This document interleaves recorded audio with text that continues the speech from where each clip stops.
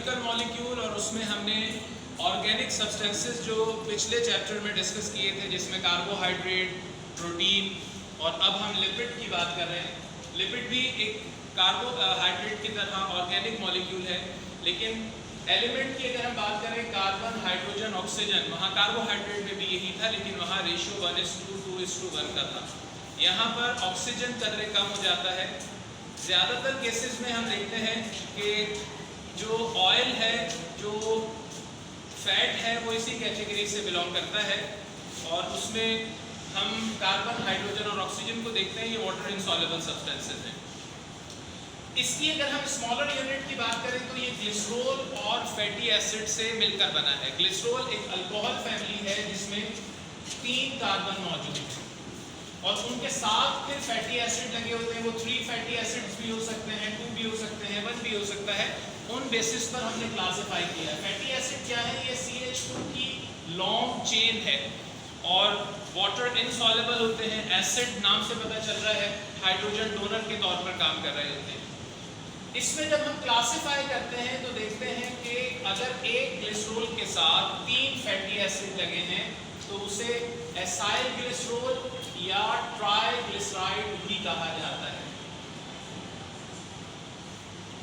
इसमें अगर हम देखें, अभी हमने क्लियर किया एक ग्लिसरॉल है, 3 फैटी एसिड लगे हैं, लेकिन अगर फैटी एसिड में डबल बॉन्ड आ जाता है तो वो अनसैचुरेटेड हो जाते हैं, तो उसको हमने अलग कैटेगरी में रखा है। ऑयल वाली जो कैटेगरी है उसमें फैटी एसिड में कार्बन कार्बन के बिटवीन डबल बॉन्ड आता है, हाइड्रोजन की कमी होती है, जबकि सैचुरेटेड में कार्बन कार्बन बिल्कुल सिंगल बॉन्ड से अटैच होते हैं, स्ट्रेट होता है। तो उसमें हमें वनस्पति घी और सॉलिड फैट्स जो मीट के साथ लगी हुई, बीफ और मटन के साथ मिलती है, वो इस कैटेगरी में आती है। सेकेंड कैटेगरी हम देते हैं फॉस्फोलिपिड की, जिसमें एक ग्लिसरॉल के साथ 2 फैटी एसिड लगे हैं और तीसरे कार्बन के साथ फॉस्फेट ग्रुप और कॉलिन नामी एक केमिकल लगा होता है। सेल मेम्ब्रेन हम जानते हैं डबल मेम्ब्रेन है और वो डबल मेम्ब्रेन इसी केमिकल से मिलकर बनी है। तीसरी कैटेगरी वैक्स की हमने पढ़ी थी और वैक्स में हमने देखा था कि ये भी वाटर इनसॉल्युबल होता है। इसमें एक ग्लिसरॉल के साथ long chain of fatty acid होता है और वाटर इनसॉल्युबल है और हम देखते हैं कि ये ईस्टर बॉन्ड के साथ लिंक हुआ होता है। यहाँ पर भी अगर हम ग्लिसरॉल के साथ फैटी एसिड का लिंक देखें तो यहाँ जो ऑक्सीजन होता है कार्बन कार्बन के बिटवीन, वो ईस्टर बॉन्डिंग या ईस्ट्रिफिकेशन भी कहते हैं, वो कॉज कर रहा होता है। तो थर्ड कैटेगरी वैक्स की है। फोर्थ पर अगर हम देखें तो टर्पीन्स, इसको हमने देखा था कि ये रिंग वाले केमिकल्स हैं, इसके अंदर इस तरह से कार्बन के रिंग्स मौजूद होते हैं। हम इसको फर्दर क्लासिफाई करते हैं उनके स्ट्रक्चर की बेस पे। हमने टर्पीन्स की जब बात की थी तो उसमें कहा था कि जो प्लांट में मुख्तलिफ हमें फ्रेगरेंस नज़र आती है, जो खुशबू आती है, जैसे लेमन की स्मेल है, जैसे मिंट की स्मेल है, वो स्मेल जो है वो ये टर्पिनॉइड्स केमिकल्स होते हैं जो कि टर्पीन्स फैमिली है और फैटी सब्सटेंसेस हैं। ये वॉलेटाइल इन नेचर होते हैं, उड़ते हैं हवा में। और हमने कल डिस्कस किया था कि नाक में हमारे जो ऑल्फैक्टरी रिसेप्टर्स हैं वो डिटेक्ट करते हैं डिफरेंट स्मेल्स को। कितने बताए थे ऑल्फैक्टरी रिसेप्टर? 20,000 ऑल्फैक्टरी रिसेप्टर्स होते हैं हमारे पास एक नॉर्मल ह्यूमन नोज में। फिर हम स्टेरॉइड की बात करें तो स्टेरॉइड भी एक रिंग केमिकल है। इसमें 4 रिंग्स होते हैं और वो 4 रिंग्स इस तरह से अटैच हुए होते हैं कि इसमें ये नेचर बन जाती है।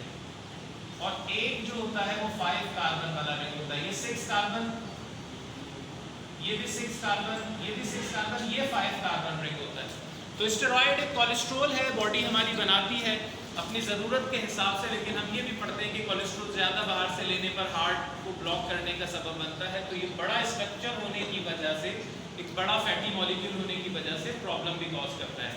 तो है काफ़ी एनर्जेटिक मॉलिक्यूल और बॉडी अपनी डिमांड के हिसाब से बनाती है। फिर हम देखते हैं कैरोटीनॉइड, ये भी पौधों के सब्सटेंसेस हैं और प्लांट में नॉर्मली जो ग्रीन कलर हमें नज़र आता है पत्तों का, उसके अलावा भी अदर कलर्स हैं। आपने फ्लावर्स के डिफरेंट कलर्स देखे होंगे, लीफ भी मल्टीपल कलर्स की होती हैं।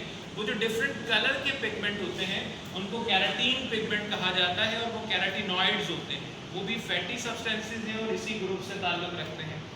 उसके बाद हम देखते हैं प्रोस्टाग्लैंडिन नामी केमिकल को, जो हमारी बॉडी इमरजेंसी में बनाती है। जब भी कोई इन्फेक्शन हो जाता है, बाहर से कोई पैथोजन लग जाता है, तो बॉडी कुदरती तौर पर फाइट करने के लिए ये केमिकल जनरेट करती है। तो ये भी फैटी सब्सटेंसेस होते हैं। बुखार की सूरत में आप जानते हैं बुखार एक सिम्टम है बॉडी में किसी इन्फेक्शन के होने का।